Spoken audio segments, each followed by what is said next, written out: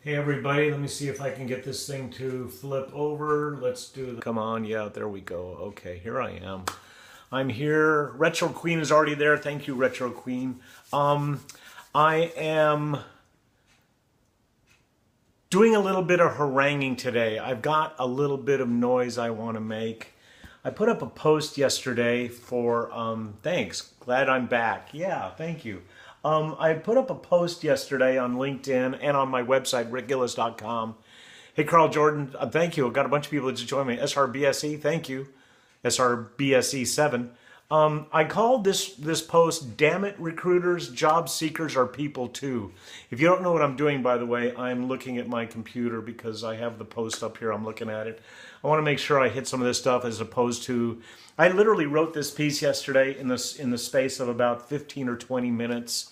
And what it came from was an email I received from a client I've been working with. And to be candid, he's not really a client as such. In other words, he's not a paying customer. But he's a personal friend, and the man is incredibly, incredibly eloquent. And so what I'm going to be doing, I'm going to tell you a little bit about what I'm thinking here, and then I'm actually going to read you a good segment of his post. Hi, Just My Style. Thank you for joining us.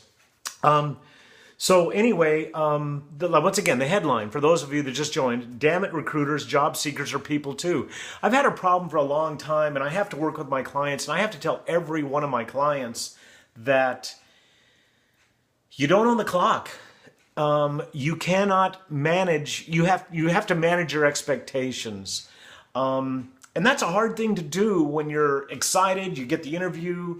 It takes a lot of work to go through the process, to get online, to do the application process, which is a horrible thing. 45 minutes, some of them I've heard up to 2 hours. I'm not doing these, so I just know about it and I hear it on a consistent basis. So I know that's accurate, 45 minutes to 2 hours to fill out one application for one job, you know?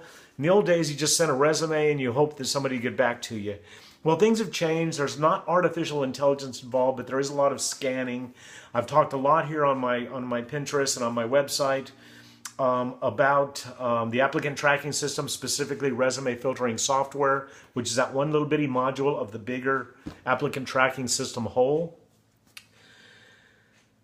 But I wonder... You know, one of the things I want to talk about here, and I'm going to bring it up here, that my clients need to understand, first of all, there is a piece about the hiring season. There are certain times of the year, January, February, March specifically, when most of the hiring happens. That is due to the fact that new budgets are opened, they're released to the team. You all of a sudden get slotted to hire. You've got the money now, the budget to hire 2 new people, 3 people, 7, whatever it is. Unless there's a critical need during the rest of the year, for the most part, hiring doesn't happen unless there is an excess budget or somebody quit or maybe even passed away and you're taking over that budget so you can get paid through the end of that fiscal year. Or another problem that comes up is that the companies are just shopping, which I really despise. I really hate this, but it happens all the time. They're looking at resumes, they're meeting people, but they really have no intention of hiring until maybe the fiscal year, or if maybe that perfect ideal candidate walks in. In the meantime, my job-seeking clients and those of you that are job-seeking are put through this mill, through this grind of, like I said, the application, getting ready, submitting the resume, putting together a resume, getting dressed up, getting all set for... So anyway...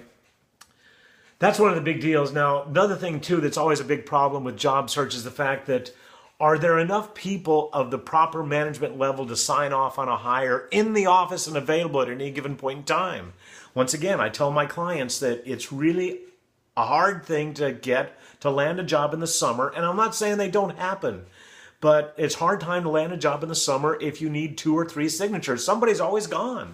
So it is the nature of the beast. January, February, March, and then November, December, which we're coming into now pretty soon. September, October, there's still hiring going on. October, November, and December, you should really be setting yourself up and getting those applications in for that January, February, March window of hiring. But anyway, what this is really all about is how strongly I feel that this managing the clock has been done badly. Now, I listen to and I pay attention to a lot of the recruiting forums, and there's always this ongoing discussion about how we need to manage expectations, manage job seeker expectations. Well, it's not being done. And I know that because So many people, and particularly this piece I'm going to read to you in just a minute, is going to talk about the rejection. First of all, when you've lost a job, assuming you're looking for a job because you're unemployed, you're what's called an active job seeker. Now, in the euphemism in job search, there's the active job seeker, which means you're unemployed. There is the passive job seeker, which means you have a job, but you're looking for a job while you're still working. And passive is always a much more attractive piece than the unattractive unemployed person. For whatever reason, now the economy's bad. I live in Houston. So right now the economy's bad. There's a lot of extremely talented, a lot of extremely credentialed, experienced, qualified people who are out there looking for jobs right now who are having a hard time because they're just not out there. So that's one of the things. But I strongly feel there needs to be a basic minimum courtesy to the job seeker when they're passed over. And listen, I understand the legal component to this because the lawyers have said you do not go over, I love this. I don't see your name, Ariane. He says, come over to Germany. Well, yeah, thank you. I'd like to know how it's done over there. But I strongly feel there needs to be some minimum message that says, we passed on your application. Thank you for applying, but that's it. And I understand what the lawyers are going to say because the lawyers say, look, you don't give them any heads up that maybe they're even being noticed. You don't want to respond to anybody. You don't want the lawsuits happening because I was passed over because I was a minority or whatever reason. I understand all of that. But it's like there's time, and the big, giant top 100 companies in the U.S. need to come together and say there is a minimum matter-of-fact statement that says, thank you for applying, you didn't get the job, we're done. At least then you know that your resume was seen, you were passed over, all the different things. I don't even know where to go with all the rest of this stuff. Hi, Panache, I'm glad you're there. Thank you for dropping in. So anyway, like I said, I feel strongly about this. I don't know what's going to happen. I also even have an idea that maybe we should have a universal, this will drive you crazy, a universal resume application, a universal resume form, so that recruiters do get a standardized kind of thing and job seekers know what it takes to get found, to get seen, to get into the system. But that's another, I'll save that for another post. Hashtag minimum human courtesy. Thank you, Retro Queen. That's exactly it. So listen, I am going to read this email. I'm just going to read 2 paragraphs from this email. I'm literally going to read this to you. And I apologize for doing that, but I think it's important that I use my buddy's words exactly. And of course, there was a little bit of an intro to this email, and there's an exit. But I'm going to hit these 2 paragraphs that were so very, very powerful that prompted me to write this thing. So anyway, he said, Rick, thanks so much for thinking of me. I want you to know that I was not ignoring your thoughtful inquiry, but I find it hard to admit that I'm struggling to keep my spirits up. I had written him and then I had not heard anything back for a couple of weeks. He made mention of that in the open. I was so optimistic about a position that I had many reasons to believe I would be offered, only to find out weeks later that I was passed over. This was a very hard blow and one that the lack of feedback as to why has been consistently on my mind. With every rejection, a bit of self-esteem is peeled away. I know that I have become far too sensitive, taking it far too personally, and therefore become too affected when repeatedly not selected for interviews. Also, when someone takes an extra day or week to get back to me from what they promised, I feel like I've been treated shabbily. His words, not mine, and I agree though.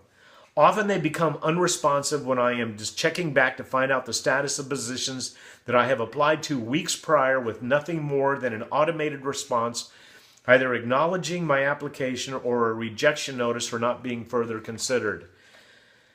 I think that says it all. I think those 2 paragraphs said it all in the sense that you are a real human person. I think recruiters should take a moment, just if they're going to initiate a conversation with you, to acknowledge that your resume was received and somebody has actually looked at it beyond a machine. You know, if it's just a machine, I don't really give a damn, really. But if a real human person has looked at it, let's show some human courtesy. Hashtag human courtesy. Thank you, Retro Queen, for that. I want to say another thing too, that I know a lot of recruiters that I've worked with over the years, and in this climate right now in Houston, I know a lot of recruiters are currently looking for their next opportunity. Maybe they need to remember this right now while they're going through this, and remember back on this when they land their next position. Panache, agreed. View each rejection as just one step closer to the job that's right for you. Thank you very much for that, Panache.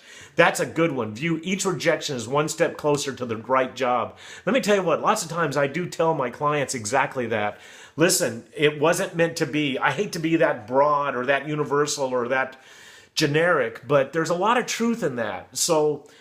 But nevertheless, basic human courtesy. Recruiters, remember when you were looking for a job, let's see if we can try to talk to the lawyers, find out what is that one statement that says in finality, thank you for doing this, but we're done. We're done, and I am too. So thanks for being here very much, and please go to rickgillis.com. Send me any comments. Every email that you'll find, contact on my website comes directly to me. It's not going into some filtering system. It comes directly to me. I'd love your comments. Go to LinkedIn and look at the post. Look up Rick Gillis on LinkedIn.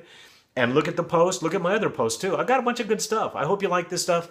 Over and out. Periscope down. Thank you very much for your time. Thank you for being here today. See you guys. Here I'm going. Bye. See ya.